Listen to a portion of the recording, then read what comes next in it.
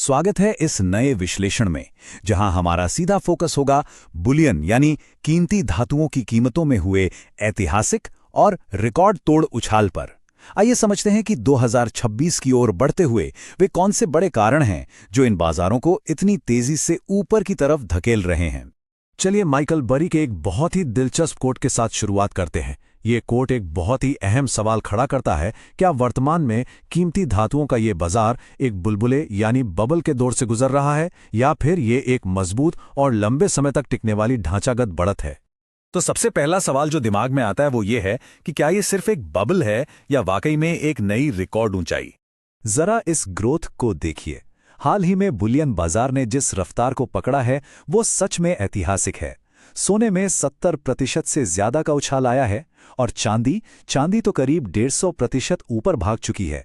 1979 के बाद से इतनी बड़ी सालाना तेजी कभी नहीं देखी गई। और अगर हम सिर्फ नंबर्स की बात करें तो सोने ने तो सारे पुराने रिकॉर्ड ही तोड़ दिए हैं। कीमत $5000 प्रति औंस का आंकड़ा पार कर चुकी है। मतलब सिर्फ 12 महीने के अंदर 8.5% की भारी और ऐतिहासिक छलांग।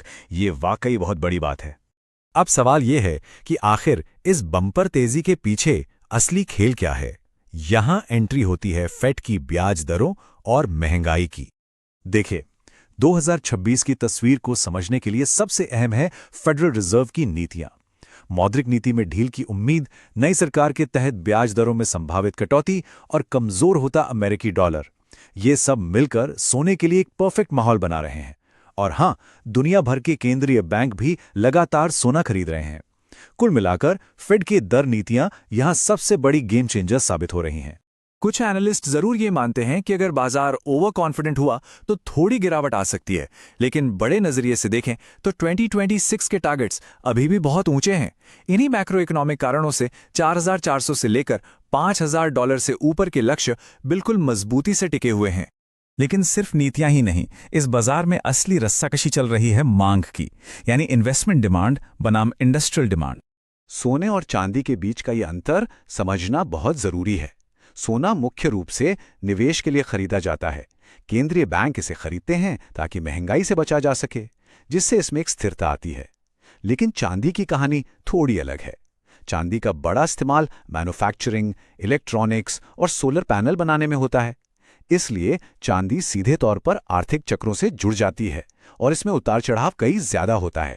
इसीलिए मार्केट में चांदी को अक्सर गोल्ड ऑन स्टेरॉइड्स कहा जाता है, क्योंकि इसका बाजार छोटा है और ये उद्योगों पर बहुत ज्यादा निर्भर है। तो जब मार्केट में तेजी आती है तो यह सोने से भी तेज भागती है। लेकिन याद रखना होगा कि अर्थव्यवस्था सुस्त पड़ने पर इसमें भारी गिरावट का रिस्क भी उतना ही रहता है। और जब कीमतें इस तरह बेतहाशा बढ़ती हैं तो इंडस्ट्रीज क्या करती हैं? यहां एक कॉन्सेप्ट आता है सिल्वर थ्रिफ्टिंग। जब चांदी $70 के पार जाती है तो मैन्युफैक्चरर्स लागत बचाने के लिए इसका इस्तेमाल कम करने लगते हैं। और अगर ऐसा लंबे समय तक चला तो इसका सीधा असर भविष्य में चांदी की इंडस्ट्रियल डिमांड पर पड़ सकता है। मैक्रो इकोनॉमिक्स से थोड़ा हटकर अब बात करते हैं इंसानी मनोविज्ञान की, खास तौर पर मार्केट में फैले उस डर की जिसे हम फोमो कहते हैं। हाल ही में विकासशील बाजारों के रिटेल इन्वेस्टर्स पर एक स्टडी हुई और नतीजे सच में हैरान करने वाले थे। 70% से ज्यादा लोगों ने सोना सिर्फ और सिर्फ फियर ऑफ मिसिंग आउट यानी फोमो में आकर खरीदा। मतलब सोशल मीडिया पर बस ट्रेंड देखा और पैसा लगा दिया। अब ये बिना सोची समझी खरीदारी बुलियन रैली का एक खतरनाक पहलू है। अगर कल को बाजार में कोई बड़ा करेक्शन या गिरावट आती है तो इस तरह के इंपल्सिव इन्वेस्टमेंट से सीधे तौर पर घरों की सेविंग्स और व्यक्तिगत वित्तीय स्थिति पर भारी दबाव पड़ सकता है। ये साफ दिखाता है कि बाजार में निवेश करने से पहले सही वित्तीय साक्षरता कितनी जरूरी है। तो फिर सही तरीका क्या है? ऐसे रिकॉर्ड हाई वाले बाजार में स्मार्ट तरीके से निवेश कैसे किया जाए? बाजार को परफेक्टली टाइम करने की कोशिश करना एक बहुत बड़ी भूल हो सकती है।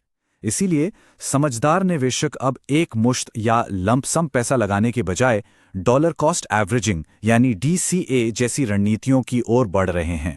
इसमें एक फिक्स्ड अमाउंट लगातार निवेश किया जाता है, जिससे एंट्री पॉइंट का रिस्क काफी कम हो जाता है। इसे इस उदाहरण से समझते हैं। अगर हर महीने एक तय रकम निवेश की जाए तो कीमतों के लगातार बढ़ने के बावजूद खरीद की औसत लागत अपने आप संतुलित रहती है। शॉर्ट टर्म की बाजार अस्थिरता से निपटने और शांति से निवेश करने का ये एक बहुत ही बेहतरीन और पावरफुल तरीका है।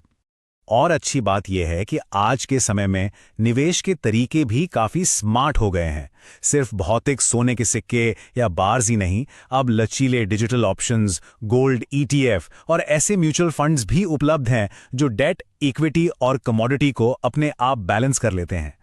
अगर कोई अपनी संपत्ति सुरक्षित रखने के साथ साथ रेगुलर इनकम भी चाहता है तो डिविडेंड देने वाले बेहतरीन गोल्ड स्टॉक्स एक बहुत ही शानदार विकल्प हो सकते हैं। फ्रैंको नेवादा, रॉयल गोल्ड या फोर्टिट्यूड गोल्ड जैसी कंपनियों में निवेश करके सोने की इस तेजी का फायदा तो मिलता ही है, साथ ही एक अच्छा कैश फ्लो भी जनरेट होता है। तो अंत में जैसे जैसे ये कीमती धातुएं रोज नए रिकॉर्ड बना रही हैं, एक बहुत बड़ा सवाल खड़ा होता है। भविष्य में पारंपरिक फिएट करेंसी के मुकाबले हमारी संपत्ति को सुरक्षित रखने में ये धातुएं क्या भूमिका निभाएंगी? इस अहम विचार के साथ हम आज का ये विश्लेषण यहीं खत्म करते हैं।